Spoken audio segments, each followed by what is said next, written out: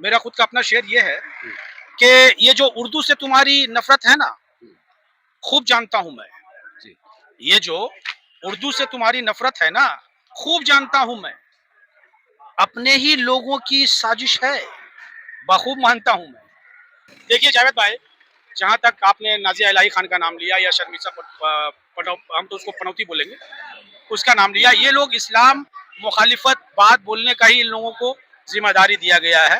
खास तौर से इन लोगों को ये बोला गया है, मुस्लिम मुखालिफिन जो लोग हैं वो लोग यही कह रहे हैं कि इसको किसी तरह से इस्लाम को बदनाम करो। तो मैं उनके लिए एक मैशर आफरीदी का एक बड़ा अच्छा शेर उनको याद आ रहा है। मैं इस बात का जवाब ऐसे दूंगा कि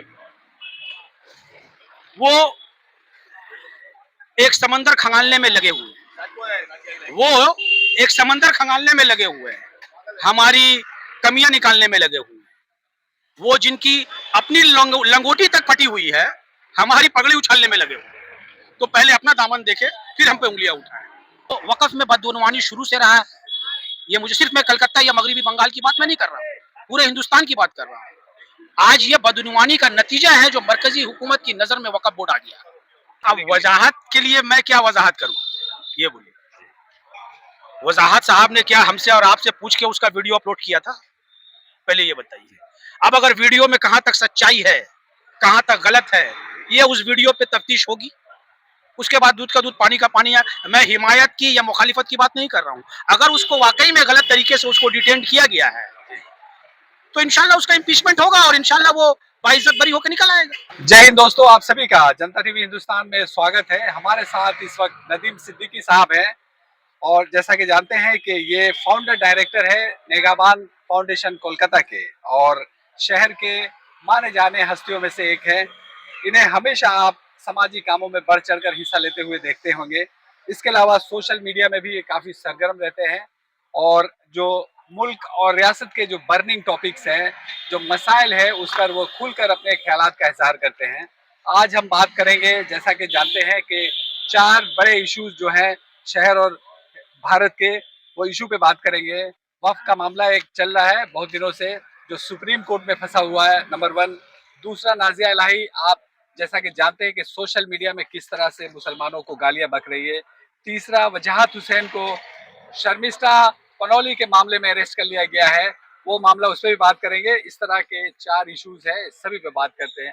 तो आइए हमारे साथ और नदीम सिद्दीकी साहब की बातें सुनते हैं और ये जानने की कोशिश करते हैं कि ये तमाम मौजूआत पर उनके क्या ख्यालात हैं। तो सबसे पहले हम बात करेंगे वक़्फ़ के सिलसिले, वक़्फ़ के बारे में इनका क्या कहना है। सबसे पहले तो जावेद भाई, मैं जनता टीवी के व्यूवर्स को मुबारकबाद दूंगा कि आपका इतना अच्छा व्यूवरशिप जा रहा है और आपको आपने वक्त निकाल के हमारा बाइट्स लेने का आपने जहमत किया, इसके लिए मैं आपका शुक्रगुजार हूँ। जी। देखिए, यूँ कहिए कि WBCS का एग्ज़ाम मेरे ख्याल से पिछले 3-4 साल से हुआ ही नहीं है पश्चिम बंगाल में, जी। ठीक है ना? यही उर्दू का मामला लेके। तो मेरा कहने का मतलब ये है कि एक मेरा शेर है, इस बात को मैं यूँ शुरू करता हूँ। मेरा खुद का अपना शेर ये है कि ये जो उर्दू से तुम्हारी नफ़रत है ना, खूब जानता हूँ मैं। जी। ये जो उर्दू से तुम्हारी नफ़रत है ना, खूब जानता हूँ मैं। अपने ही लोगों की साजिश है, बखूब मानता हूँ मैं। तो आप समझ गए होंगे कि मेरा इशारा किनकी तरफ है। आज उर्दू को इस स्तर पे ला दिया गया है, खुद उर्दू वालों ने ही इसको इस मुकाम पे पहुंचा है। यकीन मानिए, मेरी उर्दू से या उर्दू वालों से, मैं उर्दू वालों में खुद हूँ, लेकिन मैं जो देख रहा हूँ गुज़िश्ता 10 सालों से, उर्दू को फ़रोग़ देने के लिए खुद उर्दू दां आज तक कोई किस्म का सिग्निफिकेंट काम मेरे नज़र में नहीं किया। जी, एकदम। आप देख रहे हैं हमारे इलाके में उर्दू एकेडमी भी है, ऐसी कोई बात नहीं है। उर्दू एकेडमी भी मुशायरा वगैरह का प्रोग्राम करवाते हैं, लड़कों को वजीफा भी देते हैं। जहाँ तक होता है उर्दू एकेडमी फ़रोग़ देने का काम करता है, ऐसी बात नहीं है। लेकिन मैं उर्दू एकेडमी वालों से भी, जो इनके कारकुन हैं, उनसे भी मैं मुअद्दबाना गुजारिश करूंगा कि अपनी तरफ से एक मुहिम छेड़े उस उर्दू को बचाने के लिए कि WBCS में कम से कम उर्दू की शमूलियत होनी चाहिए। नदीम भाई, आप चूंकि शहर कोलकाता में रहते हैं और कोलकाता में बहुत सारा पोस्टर लगा है दिल्ली काउंसिल की तरफ से, जिसमें कहा गया है कि ममता बनर्जी ने डब्ल्यूबीसीएस में उर्दू को बहाल कर दिया है। क्या कहना चाहेंगे? देखिए, इसका इसका नॉलेज मेरे जहन में नहीं है। आपके मुंह से मैं अभी सुन रहा हूँ कि मिल्ली काउंसिल की तरफ से ऐसा है। अगर ऐसा लगा है तो अच्छी बात है, ये एक अच्छी खबर है कि फिर से उर्दू को शमूलियत किया जा रहा है डब्ल्यूबीसीएस में। ऐसी बात नहीं है, तो इसमें किसी किस्म की, मेरे ख्याल से किसी को कोई ऑब्जेक्शन नहीं होना चाहिए। जरूर उन लोगों के कान में या किसी तरह से कोई नोटिफिकेशन आया होगा, लेकिन मेरे मेरे नॉलेज में ये बात नहीं है कि किस तरह का बयान आया है हुकूमत की तरफ से या एडमिनिस्ट्रेशन की तरफ से। वैसे उम्मीद है मुझे, एडमिनिस्ट्रेशन पे भी पूरा भरोसा है कि इंशाल्लाह उर्दू डब्ल्यूबीसीएस में उर्दू, हिंदी, संथाली जो भी है सबको इंशाल्लाह लाया जाएगा। नदीम भाई, इसी सिलसिले का एक और सवाल है कि उर्दू डब्ल्यूबीसीएस में शुरू से रहा है, चूंकि बिहार, यूपी और दीगर रियासतों से उर्दू बोलने वाले यहाँ आके रहते थे। उस जमाने से सरकार जो एडमिनिस्ट्रेटर इम्तहान था उसमें शामिल किया गया था। ये कोई उर्दू वाला कोई डिमांड नहीं है, बल्कि सरकार ने इसको वहां से निकाल दिया है। ये उर्दू का कोई डिमांड नहीं, पहले से था, उसको हटाएंगे। इस पर क्या कहेंगे? देखिए, हुकूमत ने क्या सोचकर इसको हटाने का ये बीड़ा लिया है मुझे नहीं पता, लेकिन यकीन मानिए, जहां तक कलकत्ते की बात है, कलकत्ते की जहां तक बात है, तो कलकत्ता में एक बस्ती आता है, मुस्लिम बस्ती बेलगछिया, जहां का मैं खुद, मेरी पैदाइश है और मुझे इस बात पे फक्र है कि मैं, मेरी पैदाइश बेलगछिया की है, जहां पे सबसे ज्यादा डब्ल्यूबीसीएस ऑफिसर हैं कलकत्ता शहर में। आपको पता होगा जावेद भाई कि अभी 2-4 वर्ष पहले जो नतीजा आया है डब्ल्यूबीसीएस का, जो 2022 के जो लोगों ने एग्जाम दिया था, उसमें एक गूंगा लड़का जिसका नाम है इरफानुल हक साहब, मैं उनको सैल्यूट करूंगा कि वो डब्ल्यूबीसीएस एग्जीक्यूटिव में पास किए हैं, वो ग्रुप ए में। तो मैं नदीम सिद्दीकी उनको मुबारकबाद देता हूं आपके इस चैनल के माध्यम से, और वो एक इंस्पिरेशन है आने वाले जनरेशन के लिए। तो अब आप बताइए कि अब अगर बांग्ला कंपलसरी हो जाता है उर्दू के अवज में, तो फिर कैसे लड़के उर्दू डब्ल्यूबीसीएस ऑफिसर बन पाएंगे बताइए? क्योंकि बुनियादी स्तर से तो हमारा बांग्ला का प्रिपरेशन है नहीं, बुनियादी स्तर से तो हम लोगों ने उर्दू पढ़ा है। तो हुकूमत को जरा इस पे गौर व फिक्र करना होगा। और वक़्फ़ के बारे में क्या कहना चाहिए? क्या वक़्फ़ के बारे में कहना सुनना है? आप तो देख ही रहे हैं, लोग भी देख रहे हैं, टीवी में देख रहे हैं, अखबार में सुन रहे हैं, ठीक है। बहुत से लोगों ने इसका लेके जगह जगह पे कॉर्नर मीटिंग किया है, एहतजाजी जलसा किया है, मेरे पास भी बहुत सा खबर आया। तो मेरा बोलने का मतलब सिंपल सा है कि वक़्फ़ जो है ये मुसलमान का अपना मामला है, इस्लाम का अपना मामला, इसमें हुकूमत को दखल अंदाजी नहीं देना चाहिए। तो आपको क्या लगता है क्यों दखल अंदाजी उसने दिया है? जाहिर बात है, जाती फायदा। हमारा बोलने का मतलब, मरकजी हुकूमत जो है अब ये चाह रही है कि मुसलमानों का जो वक्फ बोर्ड है इस पे भी हमारा कब्जा रहे, बोलने का ये मतलब है। और यकीन मानिए कि आज ये वक्फ पे इनकी बुरी नजर जो पड़ी है ना, इसके भी जिम्मेदार हमारे खुद जो वक्फ में बैठे हुए जो मुस्लिम औहदादारान हैं, वो भी बहुत हद तक है। अभी जो मोदी ने कहा है, मोदी हुकूमत ये कह रही है कि 2 नॉन मुस्लिम हमारा वक्फ बोर्ड में मेंबर होना चाहिए, और इन लोगों ने कलेक्टर जो है अपना सेंट्रल से मुंतखब करेंगे। तो ये क्लॉज को लेके जो है मतनाजा है, कंट्रोवर्सीज है, ये चीज को हटाना होगा। और वक्फ इन यूज जो है, जो इस्तेमाल कर रहे हैं, उस पर भी कंट्रोवर्सी है। कल को आके बोलेगा जावेद भाई ये आपका जगह नहीं है, ये मेरा जगह है जी। आप इस्तेमाल कर रहे हैं तो इसका मतलब, यानी आप जब इस्तेमाल कर रहे हैं तो आपका जगह नहीं है, आपको डॉक्यूमेंट पेश करने होगा। तो ये सब तरह का पेच लगाना नहीं चाहिए। ये खामखा लोगों को, मुसलमानों को परेशान करने की साजिश है और वक्फ को हथियाने की साजिश है मरकजी हुकूमत का। तो आपको क्या लगता है कि ये उस पर काबिज हो जाएंगे, ले लेंगे? देखिए, हमारे लगने से नहीं होगा, ये मुसलमानों को सोचना है। जो औहदादारान है, जो वक्फ में ये चलाते आ रहे बरसों से चल रहा है, उसको इन लोगों को गौर करना है कि हमारा लूप होल्स कहाँ है, हम लोगों ने जगह कहाँ दिया है।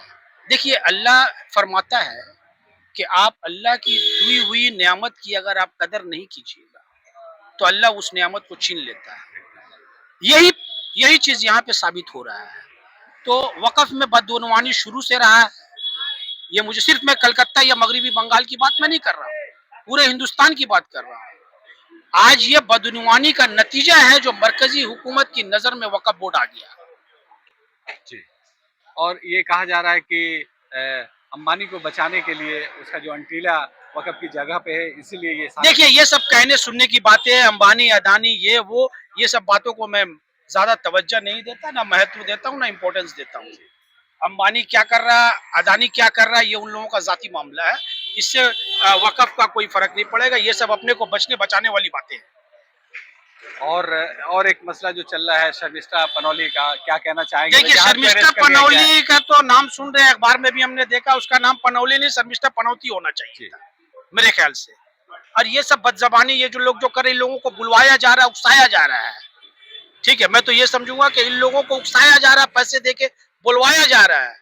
कौन बुलवा रहा है, किस लिए करवा रहा है, ये आप भी समझ रहे हैं, हम भी समझ रहे हैं, ताकि थोड़ा सा तशद्दुद बढ़े, थोड़ा सा फिरका वाराना फसादात बढ़े, थोड़ा सा जो है कॉन्स्टिट्यूशनल मशीनरीज डिस्टर्ब हो। ठीक है, तो इसके जिम्मेदार जो है बहुत हद तक मीडिया भी है। मीडिया से मुराद ये है कि वो मीडिया जो गोदी मीडिया है, ये लोग क्या है, इस सब लोगों को ज्यादा तरजीह दे रहे हैं, वीडियो अपलोड कर दे रहे हैं। मैं कहूंगा ये सबको इग्नोर करना चाहिए टोटली। ये सब कहने, इस तरह की बातें कहना, ये सभी यूं कहिए कि बेबुनियाद है। वजाहत खान को अरेस्ट कर लिया गया इसी मामले में, और असम पुलिस ट्रांजिट रिमांड पे डिमांड कर रही है। क्या कहना चाहेंगे? वजाहत के लिए लोगों को क्या सामने आना चाहिए अब बचाने के लिए? वजाहत के लिए मैं क्या वजाहत करूं, ये बोलिए। वजाहत साहब ने क्या हमसे और आपसे पूछ के उसका वीडियो अपलोड किया था? पहले ये बताइए।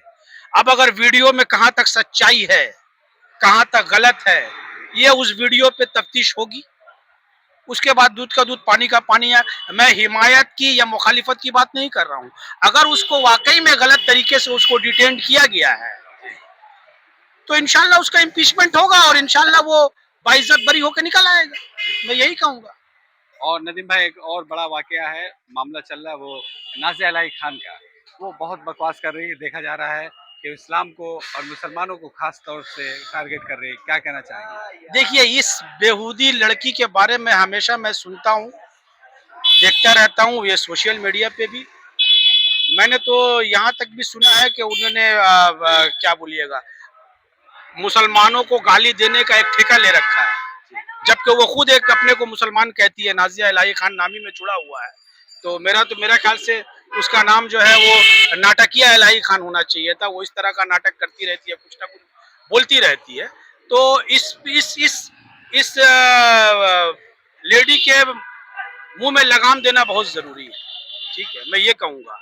तो ये और ज्यादातर मैं ये भी कहूंगा उन भाइयों से जो इस लेडी का, ये नाजिया जो आपने नाम कहा, मैं तो इसका नाम भी लेना मुंह पे यूं समझूंगा कि मेरा मुंह जबान नापाक हो जाएगा अगर मैं इसका नाम बार बार लूंगा अपनी जबान में और उसको पब्लिसिटी मिल जाएगी। तो मैं नहीं चाहता हूं बार बार उसका नाम लूं।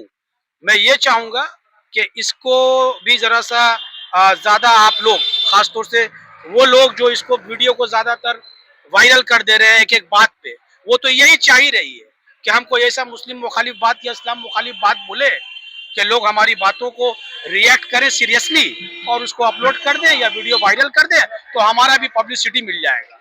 तो ये सब चीज से थोड़ा सा परहेज करना चाहिए लोगों को कि हर व्यक्ति को आप लोग ज्यादा वैल्यू ना दें, उसको ज्यादा हाईलाइट ना करें। जरा सा उसको पब्लिसिटी मिल गया सोशल मीडिया पे नाजिया को, वो देखिए हमेशा एक ही बात, मेरे ख्याल से सो के उठती भी होगी तो मुसलमान के मुखालिफ बोलती होगी, नींद में भी बक बक करती होगी मुसलमान के मुखालिफ या इस्लाम के मुखालिफत में। तो वो एक किस्म का पेशेंट है, mental patient. So she needs the better severe mental treatment in A mental hospital. So for I think इसके पीछे क्या लगता है, वो क्यों इस तरह की हरकत कर रही है? इसके पीछे बीजेपी का हाथ है। क्यों हरकत क्या कर रही है? बीजेपी का हाथ है, बीजेपी उसको बैकअप कर रहा है। मैं तो डायरेक्ट मरकजी हुकूमत को इस चीज पे ये करता हूँ, उसको हिट करता हूँ। बीजेपी को चाहिए, बीजेपी ने उसको ओहदा देकर बैठाया है बंगाल में, कलकत्ता में। ठीक है, वो सिर्फ उसके नाम के आगे मुसलमान जुड़ा हुआ है, नहीं तो करनी से किसी किस्म का तो वो मुसलमान और इस्लामियत तो उसके अंदर छलकता नहीं है। ये तो बद किरदार, बद जबान औरत है ये तो आप भी देख रहे हैं, हम भी देख रहे हैं। तो ऐसे लोगों को आप लोग तरजीह ना दे। ठीक है, ज्यादा इसके बारे में बातें ना हो तो ज्यादा बेहतर है। ठीक है, बस यही कह के मैं अपनी बात खत्म करूँ। बहुत शुक्रिया नदीम भाई हमारे साथ बातचीत करने के लिए। ये थे नदीम सिद्दीकी साहब और इन्होंने 4 इशू पे खुलकर बात रखी, डब्ल्यूबीसीएस से लेकर, वक्फ बोर्ड से लेकर और नाज़िया एलआई से लेकर और शर्मिष्ठा पनौली से लेकर वजाहत खान तक सारे मामले पर खुलकर अपनी राय रखी और अपनी बातें वाज़ह तौर से उन्होंने कहा कि नाज़िया को ज़्यादा तरजीह ना दी जाए, वजाहत खान ने क्यों ऐसा किया उसका जवाब उनको ही देना होगा।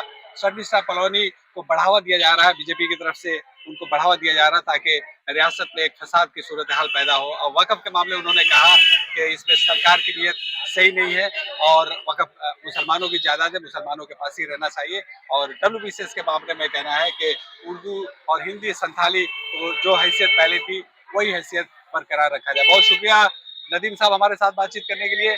दूसरे अपडेट के साथ मिलेंगे, तब तक के लिए धन्यवाद।